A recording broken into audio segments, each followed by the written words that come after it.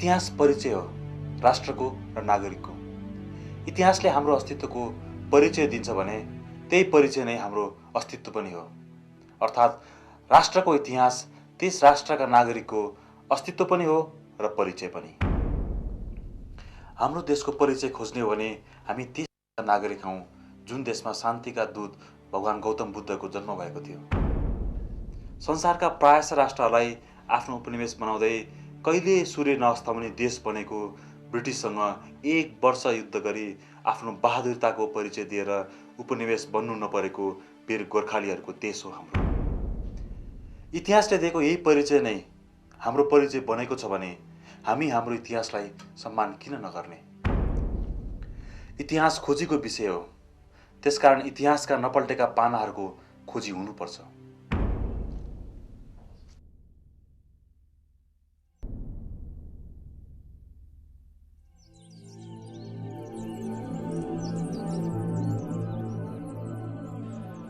विद्यालयमा इतिहास पढ्दा गुरुले हाम्रो नेपाल लगभग 2 शताब्दी अगाडि पूर्वमा टिस्टादेखि पश्चिममा काँगडासम्म फैलिएको थियो भन्दा हाम्रो छाती गर्वले फुल्थ्यो।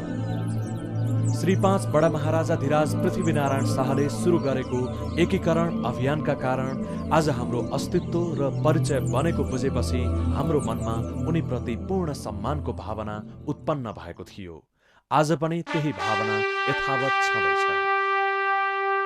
52 टुक्रामा चाहिँ विभाजित भएको टुक्रे राजालाई पृथ्वीनारायण शाहले त्यो आफ्नो एउटा चाहिँ अदम्य उत्साह र आफ्नो अतीतको चाहिँ एउटा इतिहासको एउटा ज्ञान, त्यसले उनलाई एउटा चाहिँ र पौराणिक कथाको आधारले पनि उनलाई अत्यन्त प्रेरणा दियो र प्रेरणा दिएर यसलाई चाहिँ जस्ताको तस्तै पुनर्एकीकरणको अभियानलाई चाहिँ यसले कायम गरेका हुन्। त्यसमा चाहिँ जनताको, सारा भारतको, जरा वीर पुरुषहरूको ठुलो सहयोग थियो। त्यो सहयोग नपाएको नभए उनी एक्लैले त केही गर्न सक्दैनथे। सबैको भावनालाई मिश्रित एउटा प्रतिनिधित्व पृथ्वीनारायण शाहबाट भएको यो पुनर्एकीकरण भन्ने चाहिँ यो वास्तविक हो। विक्रम सम्वत 1799 मा पृथ्वीनारायण शाह गोर्खाका राजा बनेको 1 वर्षपछि नै छिमेकी राज्य नुवाकोटमाथि हमला गरी विजय प्राप्त गरेर नेपाल एकीकरण अभियानको सुरुवात गरे। त्यसपछि उनले विक्रम सम्वत 1819 मा सेन राज्य मकवानपुरलाई एकीकरण गर्न सफल भए र झनै उत्साहित पृथ्वीनारायण शाहले विक्रम सम्वत 1823 मा कीर्तिपुरमाथि पनि लगत्तै विक्रम सम्वत 1825 मा कान्तिपुर, ललितपुर तथा 1826 मा भक्तपुरलाई आफ्नो अधिकारमा लिई काठमाडौँ उपत्यकालाई एकीकरण गरी काठमाडौँलाई नेपालको राजधानी बनाए। त्यसपछि श्री 5 पृथ्वीनारायण शाह पूर्वतर्फ एकीकरण गर्न तम्सिए र विक्रम सम्वत 1830 मा चौदण्डीमाथि विजय पाए। अर्को वर्ष विजयपुर राज्यलाई एकीकरण गरी पूर्वतर्फको सिमाना मेचीको आसपास पुर्याए।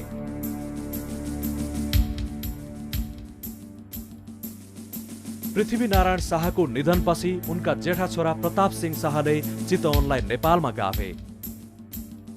तर उनको चाँडै मृत्यु भएका कारण नाबालक रणबहादुर नेपालका राजा बने।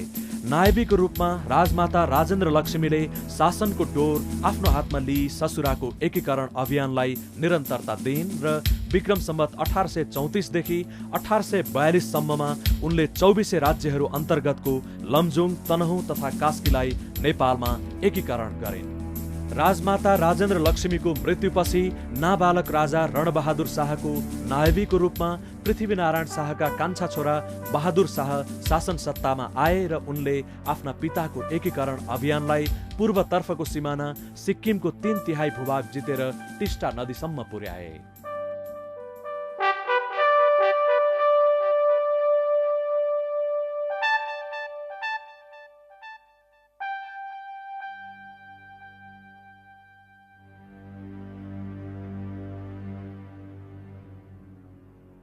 यही हो टिस्टा खोला। हाम्रा पुर्खाहरू भूभाग जित्दै जित्दै यहाँ आएर यहाँ चाहिँ आफ्नो खुकुरी पखालेको भन्ने खान्छ। खुकुरीमा लागेको रगत गोबर यहाँ पखालेको थियो। यहाँसम्मको भूभाग चाहिँ हाम्रा पुर्खाले जितेको।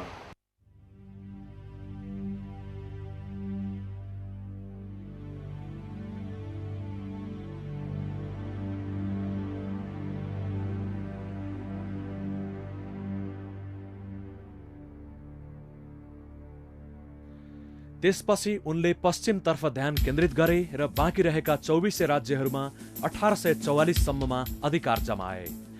बहादुर शाहले 22 राज्यहरूमाथि पनि आक्रमण गरे र कर्णाली प्रदेशका राज्यहरूलाई जित्दै जुम्लालाई आफ्नो अधीनमा पारिसकेपछि 1847 मा डोटी राज्य विजय गरेर नेपाल राज्यको पश्चिमी सिमाना महाकाली नदीसम्म पुर्याए। त्यसै वर्ष उनले कुमाऊको राजधानी अल्मोडामा आक्रमण गरी कुमाऊमा पनि विजय प्राप्त गरे। अर्को वर्ष उनले गढवालको राजधानी श्रीनगरमाथि आक्रमण गरी यसलाई आश्रित राज्य बनाए, तर तिब्बतसँगको युद्धले गर्दा यो एकीकरण अभियान रोकियो। बहादुर शाहको मृत्युपछि रोकिएको एकीकरण अभियान प्रधानमन्त्री भीमसेन थापा र सेनापति अमरसिंह थापाको नेतृत्वमा अगाडि बढ्यो। विक्रम सम्वत 1861 मा श्रीनगरमाथि फेरि आक्रमण गरियो र गढवाललाई पूर्ण रूपले नेपालमा गाभियो। यसरी नेपालको पश्चिमी सिमाना जमुना नदीसम्म पुग्यो। त्यसपछि तुरुन्तै नेपाली सेनाले जमुना नदी तरी जमुना र सतलज नदीका बीच 12 र 18 ठकुराईका नाममा रहेका थुप्रै ससाना राज्यहरूलाई एकीकरण गरे।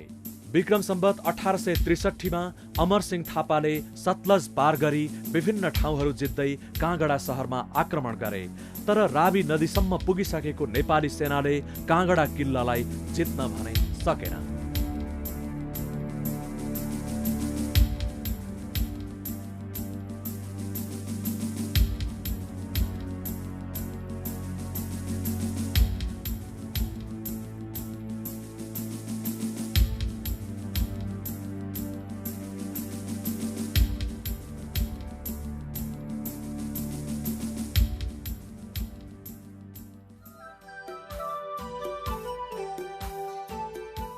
पश्चिम किल्ला काँगडा पूर्वमा टिस्टा पुगेथ्यौं, कुन शक्तिको सामुमा कहिले हामी झुकेथ्यौं। कविवर माधव प्रसाद घिमिरेको कविताका यी पंक्तिहरू पढेर हुर्किएको हामीलाई आज यो ठाउँमा आएपछि ऊ बेलाको विशाल नेपाल कत्रो रहेछ त भन्ने आभास भयो। अर्कोतर्फ इतिहासमा पराजित यो ठाउँले हामीलाई गिज्जाइरहे झैं लाग्यो। एकीकरणको क्रममा काँगडाका राजा संसार चन्दलाई यही किल्लाभित्र 4 वर्षसम्म घेराबन्दी गर्दा पनि नेपाली सेनाको केही लागेन। पछि संसार चन्दको सहायताका लागि आएका पन्जाबका राजा रणजित सिंहसँग नेपाली सेनाको युद्ध भयो। फलस्वरूप ज्वालामुखी सन्धि गरियो र नेपाली सेना सतलज वारी आएर बस्न बाध्य भयो। यो किल्ला नेपाली सेनाले जितेको भए नेपालको पश्चिमी सिमाना काश्मीरसम्म पुग्न सक्दथ्यो, तर यहाँको पराजयले हामीलाई खुम्चन बाध्य गरायो। हाम्रो इतिहास केवल बहादुरीको मात्र होइन, थुप्रै पराजय, अपमान र असफलताहरूको पनि हो।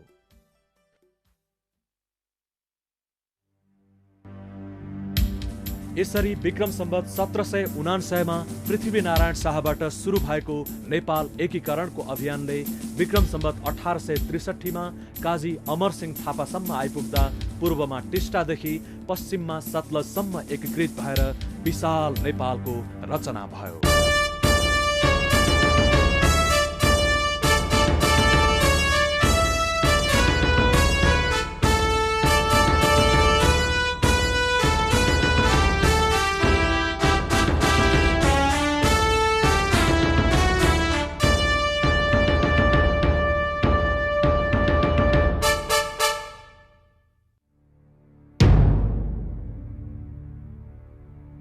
यसरी पुर्खाले आर्जेको विशाल नेपालको दुर्भाग्य तब सुरु भयो जब 1 नोभेम्बर 1814 का दिन इस्ट इन्डिया कम्पनीका तर्फबाट जनरल हेस्टिङ्सले नेपाल विरुद्ध विधिवत रूपमा युद्धको घोषणा गरे। अंग्रेजहरूले 5 ठाउँबाट लडाईँ खोले। यी सबै खोलेको मध्येमा 2 ठाउँमा नेपालीहरू हारे र 3 ठाउँमा नेपालीहरूको विजय भयो। यदि 3 ठाउँमा पनि नेपालीहरूको विजय नभएको भए हामीहरूको नेपाल राज्यको अवस्था अहिलेको पनि हुन्थेन।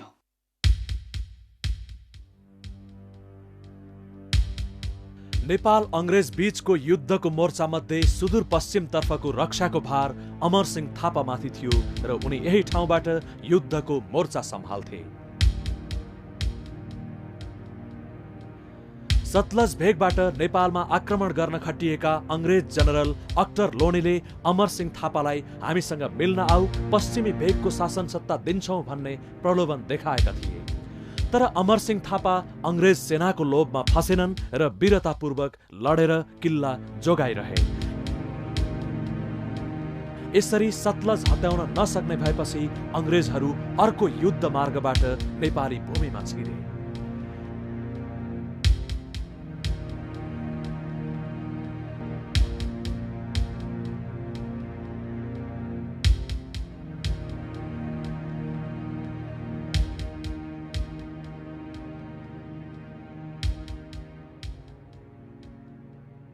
यही नालाको पानी खाएर हाम्रा वीर बलभद्रहरूले उनका सैनिकहरूले लड्थे। यो त्यो नाला पानी हो र यहाँ माथि चाहिँ उनीहरूको किल्ला थियो, पछि अङ्ग्रेजले ध्वस्त पारे। यहाँ बलभद्र कुँवर, बुढाबुढी, आइमाई, बच्चा बच्ची सहितको जम्मा 600 सेनाली आधुनिक हात हतियारबाट सुसज्जित भई 4000 सेना सहित आएका जनरल जिलेस्पीसँग बहादुरीका साथ लडेका थिए। सन् 1814 अक्टोबरदेखि नोभेम्बरसम्म भएको भीषण नालापानी युद्धमा जनरल जिलेस्पी सहित 1000 अंग्रेज सेना मारिए। अन्त्यमा नेपाली सेनालाई युद्ध कौशलबाट हराउन नसकेपछि अंग्रेजहरूले किल्लामा आउने पानीको मुहान नै काटिदिए। धेरै दिनसम्म पानी पिउन नपाएपछि बाध्य भएर बलभद्र कुँवर बाँचेका आफ्ना 70 जना योद्धाहरू सहित नाङ्गो खुकुरी नचाउँदै किल्ला छाड्दा अंग्रेजहरू चकित भएका थिए।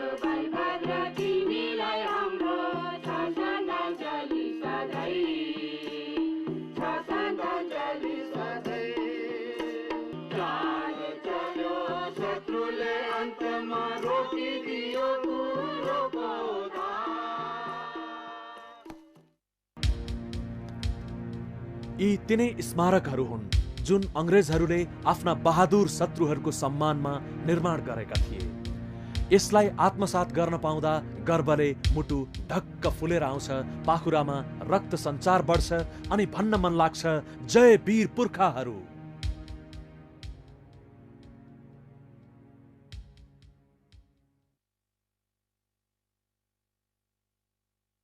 म अहिले हाम्रो भक्ति थापा,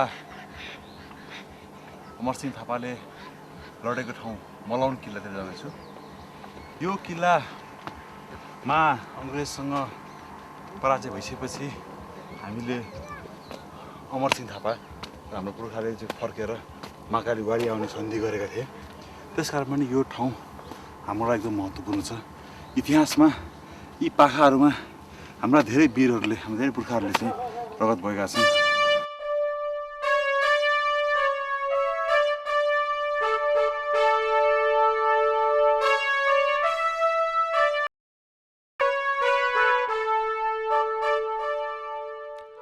यो हो मलोनको देउथल किल्ला। नालापानीको युद्धपछि यही ठाउँमा नेपाल र अंग्रेज बीचको निर्णायक युद्ध भएको थियो। अंग्रेजहरूले आफ्नो सम्पूर्ण शक्ति लगाई यो किल्ला हत्याउन सफल भएपछि 70 वर्ष नागेका वीर योद्धा भक्ति थापा पुनः यो किल्ला फर्काउन अंग्रेज फौजमाथि जाइ लागे।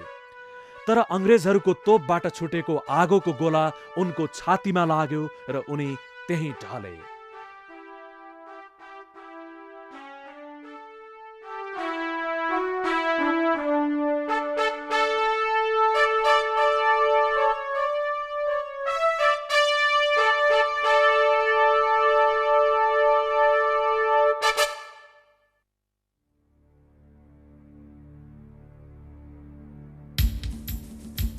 यदि नेपाली सेनाले अंग्रेज सेनापति अख्तर लोनीको हातबाट यो किल्ला फर्काउन सफल भएको भए यो युद्ध नेपालको पक्षमा हुन्थ्यो। तर त्यसो हुन सकेन र नेपालको पराजय हुन पुग्यो। यसपछि नेपालले सुगौली सन्धि जस्तो असमान सन्धि गर्न बाध्य हुनु पर्यो।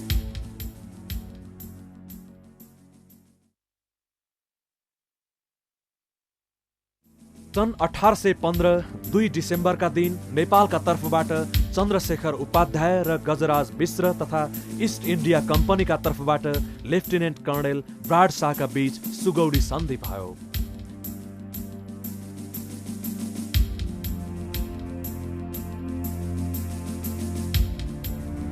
सन्धि अनुसार नेपालले काली र राप्ती नदी बीचमा पर्ने सम्पूर्ण तराई, राप्ती र गण्डकी बीचको बुटौल बाहेकका सबै तराई, गण्डकी र कोशी बीचको तराई, मेची र टिस्टा बीचको समथल भूभाग, मेची पूर्वका सबै भूभाग तथा काली पश्चिमका भूभाग इस्ट इन्डिया कम्पनीलाई बुझाउनु पर्ने भयो।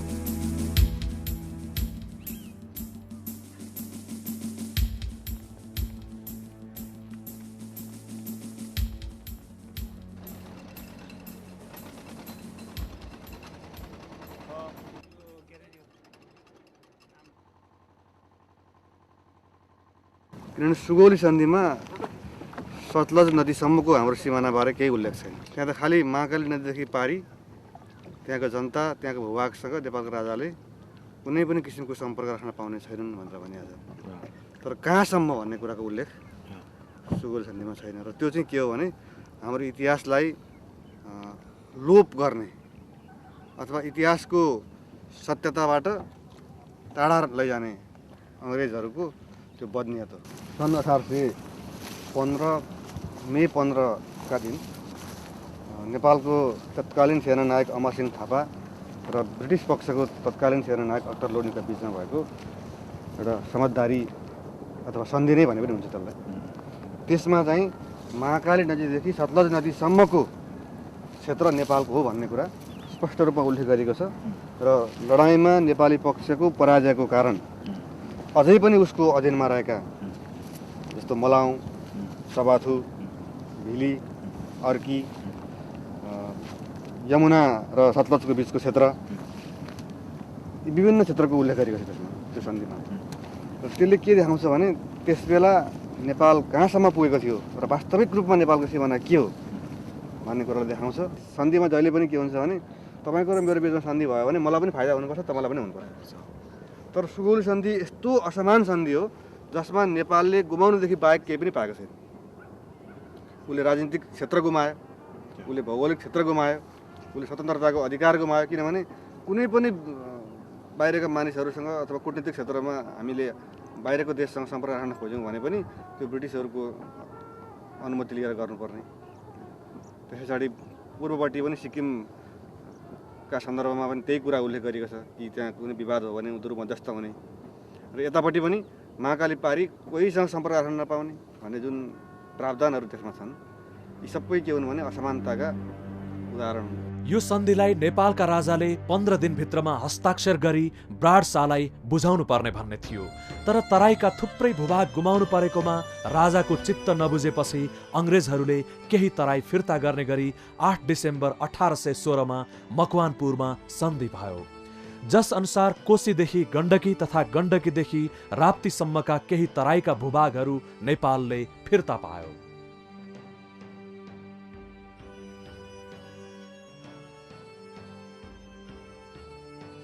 सन् 1857 मा भारतमा इस्ट इन्डिया कम्पनी सरकारका विरुद्ध उठेको सिपाही विद्रोह दबाउन जङ्गबहादुरले सेनासहित ठूलो सहयोग गरे।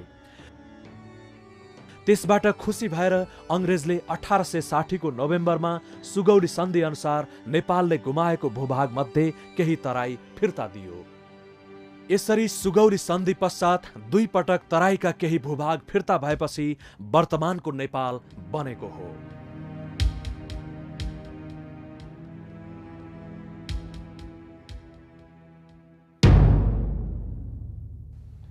विश्वको इतिहासलाई हेर्दा इतिहास ठुला साना युद्धहरूको गाथा भन्न सकिन्छ।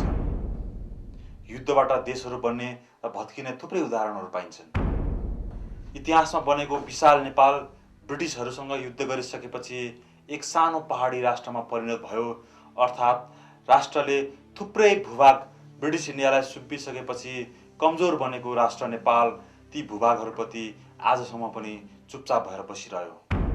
अर्को शब्दमा भन्दा नेपालले आफ्नो इतिहासलाई भुलिदियो। तर आफ्ना पुर्खाले आर्जेको भूभाग नेपाली जनताले कसरी भुल्न सक्छन् र? नयाँ सोच र दृष्टिकोणले जब इतिहास खोदल्न सुरु हुन्छ तब इतिहासले युगान्तकारी र प्रगतिशील आधारहरू प्रदान गर्दछ।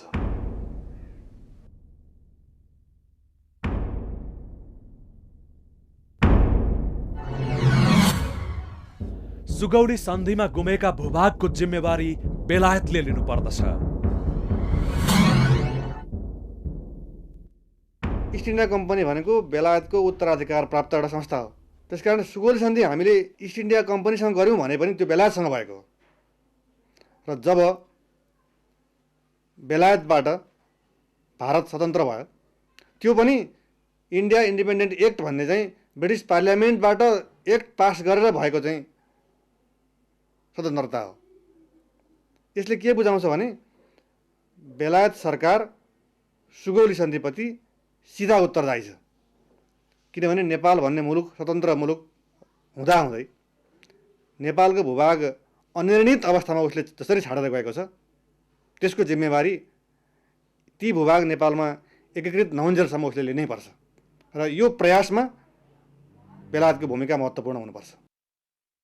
जब अङ्ग्रेजले भारत छोडेर जान लागेको थियो कि थिएन, त्यो बेलामा अङ्ग्रेजले राणा सरकारलाई के भन्यो भने तिमीसित जो हामीले जितेर लिएको जो भूभाग थियो त्यो भूभाग हामी तिमीहरूलाई छोडेर जान्छौँ, तिमीहरूले त्यसको माग गर भनेर अङ्ग्रेजले राणा सरकारलाई भनेको थियो। त्यो मैले नि सुनेको कुरा हो यो। र धेरै अङ्ग्रेजहरूले मलाई पनि भन्थे किन त भन्नु होला पनि, अनि हामीले पत्याएनौँ त्यो कुरा।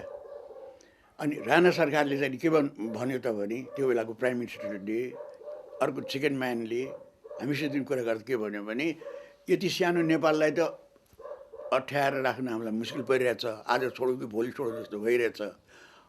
अब त्यत्रो ठुलो भूभाग जुनमा कि प्रजातन्त्रको टेस्ट पाइसकेका छन्, स्वतन्त्रताको टेस्ट पाइसकेका छन्, स्वाद चाखिसकेका छन्, अधिकार पाइसकेका छन्, त्यो पनि हामीले ल्यायो भने त झन् यो शुद्ध पनि गुम्छ। त्यसै कारणले त्यो नलिने भनेर राणाले त्यो माग गरेन। हजारौं वर्षदेखि स्वतन्त्र रहेको नेपाली भूभाग भर्खरै स्वतन्त्र भएको इन्डियामा कसरी गाभिन सक्छ?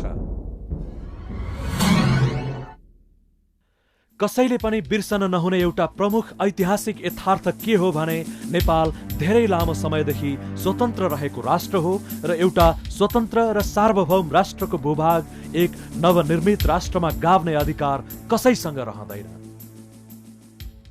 प्राचीन खसकाल र किराँत कालमा पनि यो विशाल थियो र यसको पूर्वी सिमाना कामरू कामक्सा,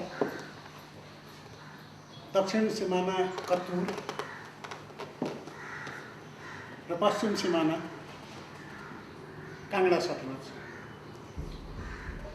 र यसका आधारहरू स्कन्द पुराणको 81औं अध्यायमा स्पष्ट व्याख्या छ र ईसा पूर्व 1000 वर्ष पहिलेको अथर्ववेदमा व्याख्या छ, कौटिल्यको अर्थशास्त्रमा व्याख्या छ र चाणक्यको नन्दवंशमाथि अलेक्जेन्डरको आक्रमणकाल 3rd सेन्चुरी नेपाल नरेशसँग सहयोग लिनको लागि 6 जना श्रेष्ठीलाई पत्र दिएर यहाँ पठाएका छन्।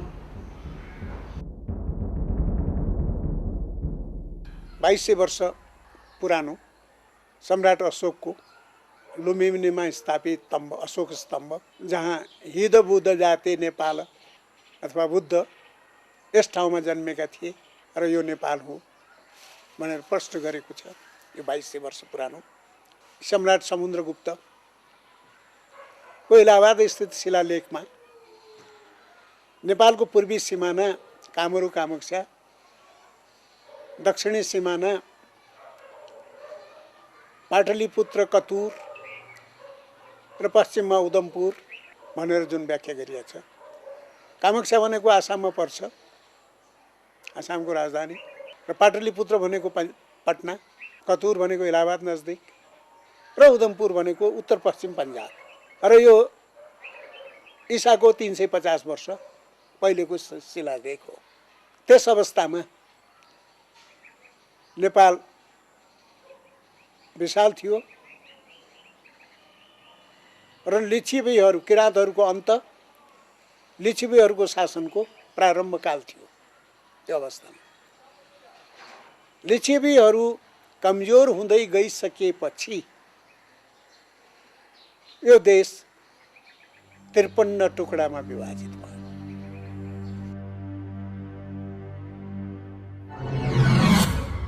इन्डिया इन्डिपेन्डेन्ट एक्टमा नेपाली भूभाग भारतमा गाभ्ने कुनै प्रावधान छैन।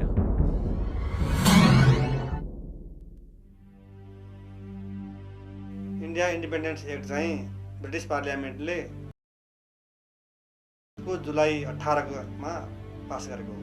त्यसले चाहिँ अगस्तको 14 र 15 तारिकमा पाकिस्तान र इन्डिया भन्ने मुलुक चाहिँ स्वतन्त्र हुनेछन् भन्ने ढङ्गले एउटा विधेयक प्रस्तुत गरेको छ र त्यसमा भारतको सिमाना र पाकिस्तानको सिमानाको उल्लेख गरिएको छ। त्यसमा नेपालका भूभागहरू सुगौल सन्धि अनुसार जुन ब्रिटिस इन्डियामा गाभिएका थिए ती भूभागहरू भारतका हुनेछन् भन्ने विषयमा कहीँ उल्लेख छैन। र अर्को कुरा त्यहाँ के उल्लेख छ भने हामी अङ्ग्रेजहरू जुन अवस्थामा इन्डियामा आएका थियौँ त्यति बेला यहाँको अवस्था जे थियो त्यही अवस्थामा छोडेर जाँदैछौँ भनेको छ। भनेपछि हाम्रो भूभाग त बेलायतीहरूले लिएर ब्रिटिस इन्डियामा गाभेर गएका थिए। उनीहरूले अब हामी आउँदाखेरि जस्तो अवस्था थियो त्यस्तै अब छोड्दैछौँ भनेपछि त उनीहरू आएको अवस्थामा त हामी त टिस्टासम्म थियौँ, सतलजसम्म थियौँ। त्यसकारण उनीहरूले हामी आएको अवस्थामै छोड्छौँ भन्दाखेरि स्वतः नेपालको जमिन चाहिँ नेपालमा गाभियो भन्ने कुरा यो ढङ्गले प्रष्ट भयो। र अर्को चाहिँ त्यहाँ के भनेको छ भने पाकिस्तान र इन्डिया दुईवटा मुलुक बनेका छन्, तिनका आफ्ना आफ्ना सङ्घ हुनेछन् भनेको छ। त्यो सङ्घमा या त इन्डिया भन्ने सङ्घमा राज्यहरू गाभिने छन् या त पाकिस्तानमा गाभिने छन् या त उनीहरू स्वतन्त्र रहनेछन् भनिएको छ। भनेपछि त्यही आधारमा कश्मीर हैदराबाद स्वतन्त्र रूपमा रहेका थिए भने नेपालका जमिन पनि स्वतः स्वतन्त्र भए। त नेपाल भन्ने एउटा इन्डिपेन्डेन्ट मुलुक हुँदाहुँदै ती मुलुक अथवा ती भूभाग दार्जिलिङ कुमाऊँ गढवाल भन्ने मुलुकहरू चाहिँ भारतमा गाभिए भन्ने आधार कहीँ पनि छैन। र त्यसरी गर्नको निमित्त कि त्यहाँको राजाले सार्वभौम सत्ता सम्पन्न राजाले त्यो चाहिँ भारतमा गाभियो भनेर भन्नुपर्थ्यो या चाहिँ जनमत सङ्ग्रह गरेर ती जमिनहरू चाहिँ भारतीय सङ्घमा गाभिए भन्नुपर्थ्यो।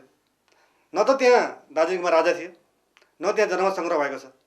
त्यसै गरी कुमाऊँ र गढवालमा पनि इन्डिया इन्डिपेन्डेन्ट भएपछि ती त स्वतः नेपालका भइसकेका छन्। नेपालले दाबी गरेर आफ्नो भूभागमा मिलाएको छैन। त्यसो भन्दैमा ती नेपालका भएनन् भन्ने कुरा होइन।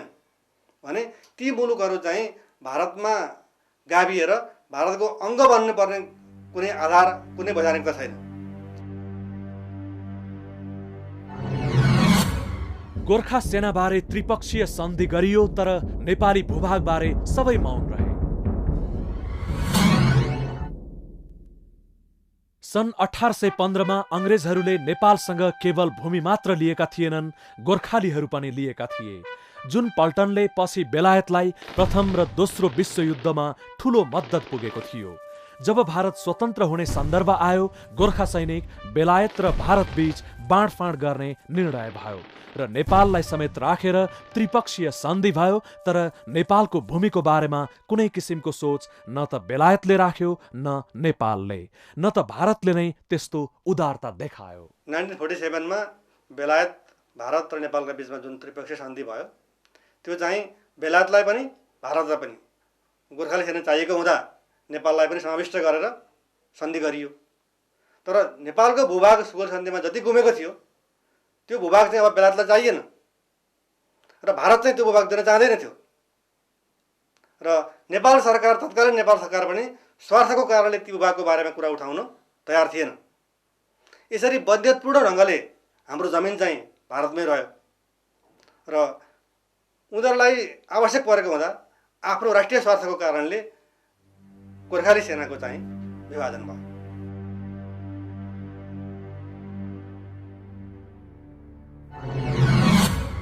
उन्नाइस 1950 को नेपाल भारत सन्धिको धारा 8ले सुगौली सन्धिलाई रद्द गरेको छ। 1950 को नेपाल भारत सन्धि सन् 1947 अगस्त 15मा नयाँ राष्ट्रको रूपमा जन्मेको इन्डिया र 100औं वर्ष अगाडिदेखि स्वतन्त्र रूपमा रहिरहेको नेपाल सरकारका बीचमा भएको सन्धि हो। सुगौली सन्धि हामीले ब्रिटिस गभर्मेन्टसँग गरेका थियौँ। त्यसको आधारमा नेपालको सिमाना टिस्टा र सतलजबाट मेची र महाकालीमा सीमित भएको थियो र त्यो जुन जमिन हामीले गुमाएका थियौँ त्यो चाहिँ ब्रिटिस इम्पायरमा गाभेको थियो। त्यति बेला ब्रिटिस इम्पायरको एउटा भाग चाहिँ इन्डिया भन्ने मुलुक थियो। जब 1947 अगस्त 15 इन्डिया भन्ने नयाँ मुलुक बन्यो, त्यो मुलुकसँग 1950 नेपालले सन्धि गर्यो। यदि त्योभन्दा अगाडि नेपाल र भारतको बिचमा अर्थात् 1950 को सन्धि हुनुभन्दा अगाडि पनि नेपाल र भारतकै बिचमा चाहिँ सुगौली सन्धिलाई यी दुवै मुलुकले अनुमोदन गर्छन् भनेको भएदेखि नेपालको सिमाना आज पनि मेची र माकालीमा छ भन्न सकिन्थ्यो। तर त्यो किसिमको अनुमोदन त भएको छैन। सुगौली सन्धिलाई अनुमोदन गर्ने गरी नेपाल र भारतले सन्धि कहिले पनि गरेका छैनन्। तर 1950 को सन्धिको धारा 8 ले चाहिँ भारतको तर्फबाट ब्रिटिस सरकारले नेपालसँग गरेका सबै सन्धि रद्द हुन्छन् भनेपछि सुगौली सन्धि हामीले ब्रिटिस सरकारसँग गरेको हो। त्यो त 1950 मा भारत सरकार स्वयंले सन्धि गरेर त्यसलाई रद्द गरेको प्रमाणित गरिसक्यो भने यो अवस्थामा नेपालको सिमाना चाहिँ टिस्टा र सतलज हो भन्ने कुरा कायम हुन्छ। र धारा 1 मा हेर्यो भने नेपाल र भारतले एकअर्काको मुलुकको राज्य क्षेत्रको अखण्डतालाई स्वीकार गर्छन् भनेको छ। त नेपाल र भारतले सुगौली सन्धिको अनुमोदन नगरेको अवस्थामा त नेपालको राज्य क्षेत्र भनेको टिस्टा र सतलज हो। त्यो कुरालाई भारत सरकारले 1950 को ट्रिटीको धारा 8 अनुसार स्वीकार गर्यो। यसले गर्दा के हुन्छ भने नेपालको सिमाना चाहिँ फेरि पनि टिस्टा र सतलज नै हो भन्ने कुरा प्रमाणित हुन पुग्छ। सन् 1950 मा नेपाल र बेलायत बीच भएको सन्धिको धारा 8 ले पनि सुगौली सन्धिलाई रद्द गरेको छ। स्वतन्त्र भारतसँग भएको सन्धि पश्चात 30 अक्टोबर सन् 1950 मा नेपालले संयुक्त अधिराज्यसँग पनि शान्ति तथा मैत्री सन्धि गर्यो, जसले अघिल्लो आधारलाई थप बल प्रदान गर्दछ। त्यो सन्धिको धारा 8 मा पनि बेलायत सरकार र नेपालका बीचमा आजभन्दा पहिले भएका सन्धिहरू सबै रद्द गरिन्छन् भनेर उल्लेख गरिएको छ।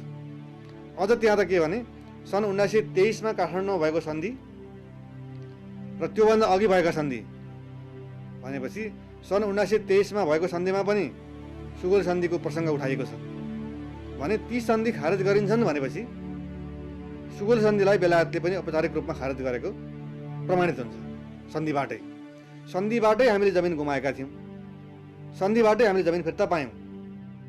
योगी नरहरिनाथको नेतृत्वमा सन् 1950 को नेपाल भारत सन्धिको धारा 8 अनुसार सुगौली सन्धि रद्द भएको हुँदा त्यसअनुसारको सिमाना कायम गरी पाऊँ भनेर सर्वोच्च अदालतमा मुद्दा पर्यो। त्यसको केही समयपछि हामीले अर्को मुद्दा हाल्यौँ।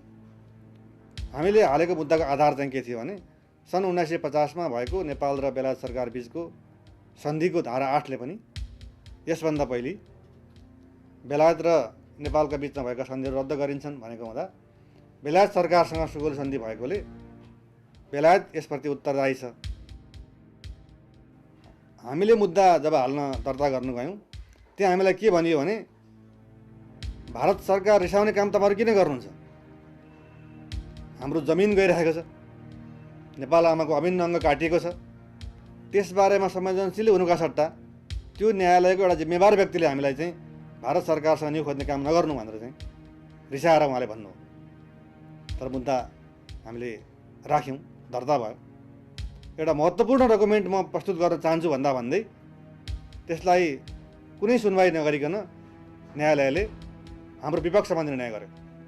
निर्णय पनि कस्तो छ भने नेपालको जमिन जुन सुगौली सन्धिमा गुम्यो त्यसबाट यसरी निवेदन गर्नेहरूलाई कुनै किसिमको पनि असर परेको छैन र निवेदकहरूले गम्भीरतापूर्वक यसलाई लिएको पनि देखेको छैन भन्ने किसिमका हचुवा आरोपहरू लगाएर र निवेदकहरूले सूचनाको हक मागेको रहेछ भन्ने किसिमका कुरा गरे। जबकि हामीले हाम्रो जमिन मागेका थियौँ, त्यो जमिन नेपालको हो कि होइन, हो भने सरकारको नाममा आदेश गर्नुपर्छ कि त्यो जमिन फिर्ता गर्ने विषयमा सरकारले पहल कदमी सुरु गरोस्। यसले के बुझाउँछ भने नेपालको हक स्थापित गर्न न्यायालय किन डरायो, किन हिचकिचायो, किन चाहेन? यी प्रश्नहरू जनताले फेरि पनि उठाउन पाउनुपर्छ।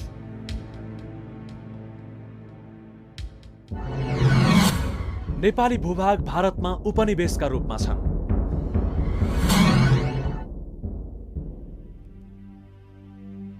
भारतका प्रथम प्रधानमन्त्री जवाहरलाल नेहरूले बन्दी जीवन बिताउँदा लेखेको पुस्तक ग्लिम्सेस अफ द वर्ल्ड हिस्ट्रीमा पनि स्पष्ट रूपमा यी भूभागहरू नेपालको भनेर स्वीकारेका छन्।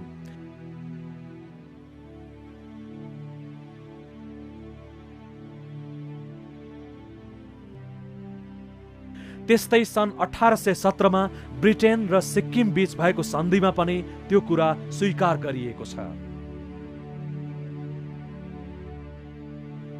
आजको 21औं शताब्दीमा आएर यसरी सानो राष्ट्रको भूभाग ठूलो राष्ट्रले उपनिवेश बनाएर राखेको कुराको किन हामी विरोध गर्न सक्दैनौँ? सन् 1960मा संयुक्त राष्ट्रसङ्घले एउटा रिजोल्युसन पास गरेको छ। त्यो चाहिँ डिकोलोनाइजेसन अर्थात् उपनिवेशबाट मुक्त गर्नुपर्ने भन्ने सम्बन्धमा। संसारमा जुन जुन मुलुकले अर्को मुलुकको भूभागलाई उपनिवेश बनाएको छ ती सबै भूभागलाई मुक्त गर्नुपर्छ भन्ने संयुक्त राष्ट्रसङ्घको प्रस्ताव त्यो सन् 60मै पारित भइसकेको हो। र त्यसको आधारमा भारतले नेपालको जमिन छोडिसक्नुपर्ने थियो। नेपाल सरकारले पनि त्यो संयुक्त राष्ट्रसङ्घको प्रस्ताव अनुसार हाम्रो भूभाग हामी फिर्ता लिन्छौँ भनेर लिइसक्नुपर्ने थियो। तर दुवै मुलुकबाट यो काम भएको छैन। तर नभए पनि हामी त्यसलाई एउटा दरो एउटा प्रमाणको रूपमा लिन सक्छौँ। महाकालीदेखि सतलज नदीसम्मको जुन भूभाग हो त्यो ब्रिटिसको उपनिवेशबाट भारतीय उपनिवेशमा रूपान्तरित भयो, अथवा ब्रिटिसहरूले जुन उपनिवेश कायम गरेका थिए त्यो उपनिवेश चाहिँ हस्तान्तरण भयो। एउटा प्रश्न उठ्छ कि उपनिवेश हस्तान्तरण हुन्छ? यो प्रश्न उठेको छ। हामी स्वतन्त्र भन्छौँ आफूलाई, तर नेपाली भूभाग उपनिवेशको रूपमा छ भने त्यो उपनिवेशका विरुद्ध आवाज उठाउने काम अब तपाईँ हाम्रो र आजका युवाहरूको हो, जसले नेपाल आमाको काटिएको अङ्ग जोड्न सक्दैन। त्यसले आफूलाई वास्तविक रूपमा म नेपाली हुँ भनेर गर्व गर्ने कुनै आधार रहँदैन। दार्जिलिङमा उठेको गोर्खाल्यान्ड आन्दोलनले दार्जिलिङ भारतमा गाभिनुको वैधानिक आधार छैन भन्ने स्पष्ट गर्यो।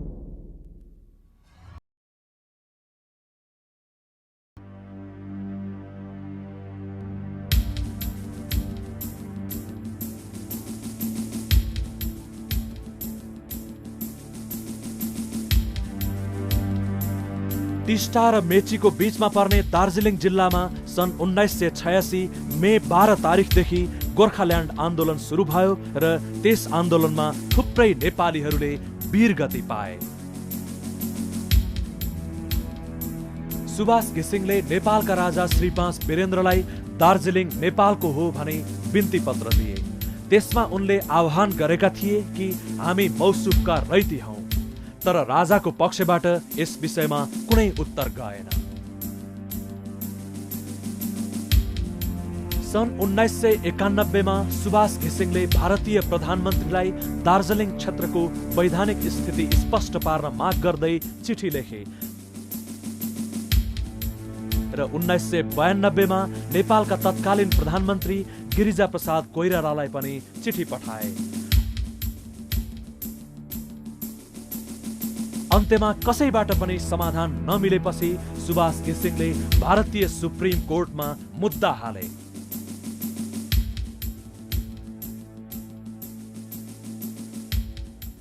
दार्जिलिङमा जब गोर्खाल्यान्ड आन्दोलन चर्किरहेको थियो त्यसकै आसपासमा जब सुभाष घिसिङले भारतको सुप्रिम कोर्टमा यो विषयमा मुद्दा हाले, त्यति बेला पनि भारतको संविधानको त्यही 136 अन्तर्गत नै हालेको थियो। यदि संवैधानिक रूपमा यसको निरूपण गर्ने हो भने सुभाष घिसिङले भने जस्तै भारतको संविधानको आर्टिकल 136 अन्तर्गत चाहिँ यो जमिन भारतको होइन, यो नेपालको। त त्यसरी स्पष्ट रूपमा भनिसकेपछि भारतीय सर्वोच्च अदालतलाई के समस्या पर्यो भने संवैधानिक रूपमा यसको निरूपण गर्ने हो भने त यो जमिन त स्वतः नेपालको भन्ने कुरा प्रमाणित हुने भयो। अनि यो पोलिटिकल इस्यु हो भनेपछि के भयो भने राजनीतिक रूपमा यसको निर्णय हुनुपर्छ भन्ने भयो। त्यसबाट उनीहरूलाई फाइदा के भयो भने नेपालको राजनीति जहिले पनि भारतीयहरूको अधीनमा छ। भारतीयहरूको निर्देशन अनुसार, उनीहरूको इच्छा अनुसार नेपालको राजनीति चल्ने हुँदा, त्यस्तो भएको देखिएको हुँदा, त्यस्तो अनुभव गरिएको हुँदा कि नेपालको सरकारले यो जमिन नेपालको भनेर कहिले पनि विधिवत रूपमा त्यहाँ आवाज उठाउने प्रश्नै उठेन। त्यो विश्वास भारतीयहरूलाई भएको हुँदा भारतीय सर्वोच्च अदालतले पनि के गरिदियो भने यो चाहिँ पोलिटिकल इस्यु हो भनिदियो। राजनीतिक रूपमा यसको निर्णय हुनुपर्छ, निरूपण हुनुपर्छ भन्यो। त्यसो गर्दा के हुने भयो त भने दुईटा मुलुकका राजनेताहरूको बिचमा टेबलमा वार्ता हुनु पर्यो। भारतको पक्षबाट त्यो वार्ता हुने कुरै छैन। उनीहरूले त्यो कहिले उठाउँदैनन्। यो जमिन तिमीहरूको रहेछ, तिमीहरू के गर्छौ भनेर उनले प्रश्न गर्ने ठाउँै छैन। उनीहरू त्यो चाहँदैनन्। त नेपालको सरकारमा रहेका राजनेताहरू पनि हाम्रो जमिन यो हो, त्यसकारण हामी माग्छौँ भनेर टेबलमा बसेर कहिले पनि कुरा उठाउँदैनन्। त्यो विश्वास उनीहरूलाई भएको हुँदा भारतको सुप्रिम कोर्टले चाहिँ यो पोलिटिकल इस्यु हो भनेर भन्यो।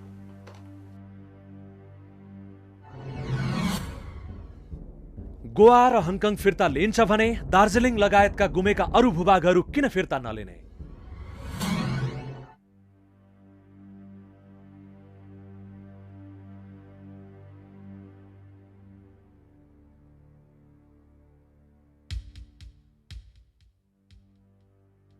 सुगौली सन्धि र हङकङ सन्धिको बिचमा भएको समानताको कुरा गर्दा एउटा शब्द उल्लेख गर्न आवश्यक ठान्छु म। त्यो के भने इन पर्पेचुइटी। बेलायत र चीनको बिचमा भएको जुन सन्धि हो त्यो हङकङ सन्धि, जसलाई नानकिन सन्धि पनि भनिन्छ, त्यसमा जति पनि भूभाग हङकङले बेलायतलाई छोडेको छ त्यो पनि सदाका निमित्त छोडेको भनेको छ।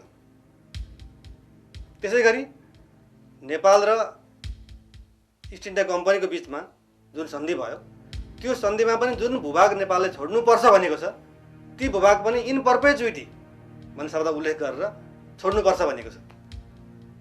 तर बेलायतले इन पर्पेचुइटी भनेर जुन भूभाग हङकङ लिएको थियो त्यो त 1997मा चीनले फिर्ता पाइसक्यो। तर त्यही शब्द उल्लेख भएको जुन सुगौली सन्धि हो त्यसबाट गुमेको भूभाग चाहिँ हामीले अहिलेसम्म पाएका छैनौँ। यो बलजबहतपूर्वक जितेर लडाइँमा जितेर लिएको या केही गरेको चाहिँ भूभाग जुन हाम्रो 1816मा हामी चाहिँ दिएको भूभाग चाहिँ नि हामीलाई बलजबहत बाध्य गराएको चाहिँ नि त्यो कहिले पनि अन्तर्राष्ट्रिय मान्यता अन्तर्राष्ट्रिय कानुनको मान्यता अनुसार चाहिँ नि त्यो अरूको चाहिँ नि भारतको पनि हुन सक्दैन, अरूको पनि हुन सक्दैन। त्यो हाम्रै भूभाग हो। हाम्रो देशको जनताले माग गरेको खण्डमा हाम्रो कहिले फिर्ता देऊ हामीलाई चाहिँ नि भनेर हामीले भनेको खण्डमा त्यो भारतले पनि हामीलाई दिनैपर्छ। त्यो अन्तर्राष्ट्रिय कोर्टदेखि लिएर अन्तर्राष्ट्रिय सबै देशहरूले चाहिँ नि त्यो हाम्रो पक्षमा बोल्नै पर्छ। यसमा न्यायको कुरा गर्दाखेरि सानो र ठुलो मुलुक भन्ने कुराहरू हुँदैन। इतिहासमा भएका त्रुटिहरूलाई, गल्तीहरूलाई र इतिहासमा भएका अन्यायहरूलाई सच्याउने अधिकार ती देशका जनता र राष्ट्रलाई जहिले पनि हुन्छ। उदाहरणको निमित्त हजारौँ वर्ष पहिले अफ्रिकाबाट लगिएका काला जाति जस्ता दासको रूपमा युरोप अमेरिकामा लगियो। आज उनीहरू त्यहाँको नागरिक भएर पनि हामीलाई हाम्रो भूमिबाट यहाँ ल्याएर दास बनाएर हाम्रो धर्म, संस्कृति, परम्परा सबै बिगारे बापत क्षतिपूर्ति चाहियो भनेर लडिरहेका छन् र यो मागलाई आज अन्तर्राष्ट्रिय तहमा अन्तर्राष्ट्रिय कानुनअनुसार ठिक ठानिएको छ। त्यसले गर्दाखेरि नेपाली भूमिमाथि र नेपाली जनतामाथि अन्याय अत्याचार गर्नुको निमित्त बेलायती साम्राज्यवाद भारतीय भूमिमा भएको बेला जति पनि अन्याय अत्याचार भएका छन् त्यसको बारेमा हामीले नयाँ परिवेशमा नयाँ प्रजातन्त्र लोकतन्त्र आइसकेको स्थितिमा जहिले पनि मूल्याङ्कन गर्ने, विगतका त्रुटि र कमजोरीहरूलाई केलाउने र सम्बन्धित पक्षसँग हामीले कुरा चलाएर समाधानको निमित्त आवाज उठाउने हाम्रो अधिकार छ। यो हाम्रो अधिकार हो। यसमा कहिले पनि हदम्याद भन्ने कुरा र ढिलो भन्ने कुराहरू हुँदैन। सबै कुराहरूको समस्या समाधान हुन्छ, सबै माग पुरा हुन्छ त्यो पनि जरुरी छैन। तर कुरा उठिसकेपछि दुवै पक्ष सबै पक्ष बसेर समाधान चाहिँ गर्नु पर्यो, एउटा सहमतिमा चाहिँ पुग्नु पर्यो, समस्या पालिरहने होइन। त्यसैले नेपाल सरकारले चाह्यो भने हामीले पनि यसरी आवाज उठाउँदै गयौँ भने हामी भन्न सक्छौँ नि बेलायत भारत र नेपालले पहिला किन नबस्ने सुगौली सन्धिको पुनरावलोकन गर्नको निमित्त, अनि त्योभन्दा पछिका सन्धिहरूको पनि पुनरावलोकन गरौँ, मूल कुरा समस्या समाधान गर्दै अगाडि बढौँ भन्ने हो। यो कुरा गर्नको निमित्त हामीले आवाज नै उठाएको कुरा बेठिक छ भन्ने कुरा चाहिँ होइन। जहाँसम्म सुगौली सन्धिमा गुमेका भूभाग पुनः नेपालमा फिर्ता हुँदा नेपाललाई त्यस्तो के फाइदा हुन्छ भन्ने प्रश्न छ। वास्तवमा त्यो निकै महत्त्वपूर्ण छ। सुगौली सन्धि हुनुभन्दा पहिले नेपालको पूर्वी सिमाना हालको बङ्गलादेशको दिनाजपुर र रङ्गपुरसम्म कायम थियो। ती भूभाग नेपालमा एकीकृत हुँदा हाम्रो छिमेकी बङ्गलादेश बन्न पुग्छ।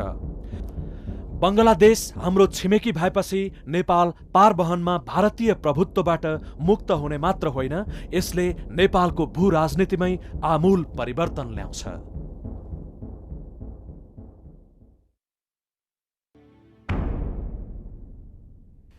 जुन भूभागको लागि युद्ध गर्दा ब्रिटिसहरूले गोर्खाली जाति पाए र त्यही जातिको सहारामा उनीहरूले प्रथम र दोस्रो विश्वयुद्ध जिते, त्यो जातिको मातृभूमिलाई व्यवस्था गरेर ती भूभागहरू अरू कसैको अधिकारमा छाडेर जसरी बेलायतीहरू गएका छन्, त्यसले नेपालको सार्वभौमसत्ताको अपमान गरेको छ र गोर्खाली जातिले ब्रिटिसहरूलाई बगाएको रगतको अवहेलना गरेको छ। ब्रिटिसहरूले कमसेकम गोर्खाली जातिले उनीहरूको लागि बगाएको रगतको मूल्य त चुकाउनु पर्थ्यो, तर उनीहरूले स्वार्थपूर्ण व्यवहार गरेर गोर्खालीहरूबाट खोसेर लिएको ती भूभागहरू अरू कसैको अधिकारमा छाडेर गए। त्यसकारण ब्रिटेनले अब विश्व सामु नेपाल र गोर्खाली जातिसँग माफी माग्नुपर्छ र महत्त्वपूर्ण कुरा सुगौली सन्धिबाट खोसेका भूभागहरू फिर्ता गर्न बेलायतले महत्त्वपूर्ण भूमिका खेल्नुपर्छ। बेलायतका लागि ती भूभागहरूको त्यति महत्त्व नरहला, तर हामी नेपालीहरूका लागि ती भूभागहरूको धेरै महत्त्व छ, किनकि ती भूभागहरू हाम्रा पुर्खाले आर्जेका हुन्। इतिहासमा सुगौली सन्धिले पूर्व टिस्टादेखि पश्चिम सतलजसम्मको विशाल नेपाललाई, पूर्व मेची र पश्चिम महाकाली तथा केही तराईको नेपाल आज हामीलाई सुम्पेको छ। तर त्यही बाँकी रहेको नेपालमाथि पनि हाम्रो छिमेकी राष्ट्र भारतले सीमाना अतिक्रमण र भूमि हडप गरेर हाम्रो अस्तित्वमाथि धावा बोलिरहेको छ।